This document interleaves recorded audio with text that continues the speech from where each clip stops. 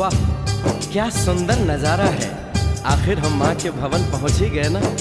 ये पावन गुफा किधर है बेटी? देखो सामने गुफा है, मैया रानी का द्वारा।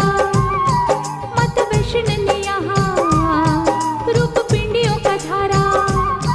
चरण गंगा में नहा लो, थाली पूजा के सजा लो, लेके लाल लाल चुन्नी अपने सर पे बनवा लो। जाके सुंदर गुफा में माँ के दर्शन पालो, बिना मांगे ही यहाँ से मन इच्छा फल पालो। गुफा से बाहर आकर कंचके बिठाते हैं, उनको हलवा पूरी और दक्षिणा देकर आशीर्वाद पाते हैं और लौटते समय भैरव दर्शन करने से ही यात्रा संपूर्ण मानी जाती है।